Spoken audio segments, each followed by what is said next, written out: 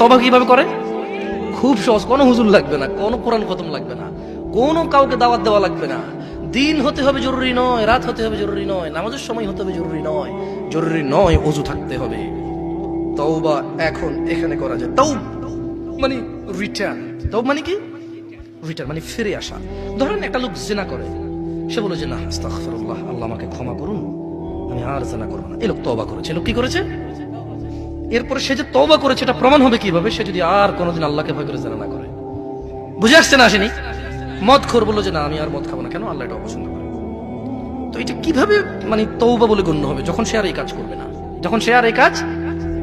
তো শোনো, তোমার রব তোমাকে বলছে ইল্লা মান তাব, তবে যে তওবা করে, ওয়া আমানা ওয়া আমিলা সলিহা, অপরাধ থেকে ফিরে এসে ভালো কাজ কর্ম করে, ফাউলাইকা ইউবাদদিরুল্লাহ, ইয়া আল্লাহ লা ইলাহা ইল্লা আনতা, লা ইলাহা ইল্লাল্লাহ। দেখেন কি রব পেয়েছেন, বেদুয়ার মহিলার পুরুষ।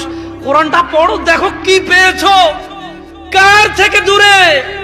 মা গররাকা বিরাব্বিকাল কারীম ইয়া নাস, কিসে তোমার এত দয়ালু রব থেকে তোমাকে দূরে রেখেছে? কি তোমার রবের দয়া দেখবে? বলছেন যে ফাউলাইকা ইউবাদদিরুল্লাহু সাইয়্যাতিহিম হাসানাত, বলছেন যে আল্লাহ তোমার অপরাধকে নেকিতে পরিবর্তন করে দেবে।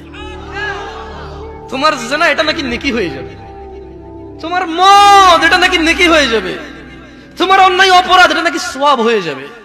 তোমাকে একটা উদাহরণ দিই। আসলে মাশাআল্লাহ এখানে বেশ পয়সাওয়ালা মানুষজনের আড্ডা, এখানে ঠিক আছে, টাকা পয়সার উদাহরণ দিলে। ধরে নেন রাসেল সাহেবের কাছে টাকার অভাব নাই মোটামুটি, তো আমাকে উনি খুব পছন্দ করবেন বলেছে যে এই পথে যদি তুমি চলো জামশেদ, আমি তোমাকে খুব ভালোবাসবো, আমার খুব পছন্দ এই পথে চলা।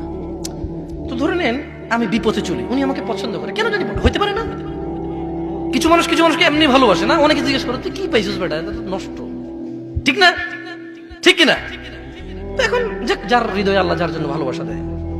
তা আমি খুব উল্টাপাল্টা চলাফেরা করার পরে একদিন ধরেন কোন একটা কাজ, জায়গা জমি সব বিক্রি করে একটা ভিসার ব্যবসা শুরু করছি। আর যে লোকের সাথে শুরু করছি ওই লোক আমার সমস্ত টাকা পয়সা যা আমাকে দিছে সবগুলো ধরেন ধরেন 10 লাখ টাকা জাল টাকা দিছে। কয় লাখ টাকা জাল টাকা দিছে? 10 লাখ।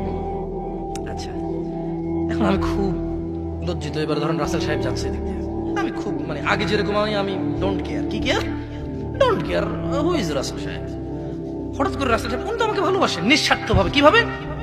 আল্লাহ আমাদেরকে কিভাবে ভালোবাসে মনে রাখবেন কি রব পেয়েছেন। এবার রাসেল সাহেব আমাকে বললো যে কি জামশেদ কি হইলো, কি হুন্ডা কই, বাইক কই, গাড়ি কই, তারপরে ব্যাস লাইট কই।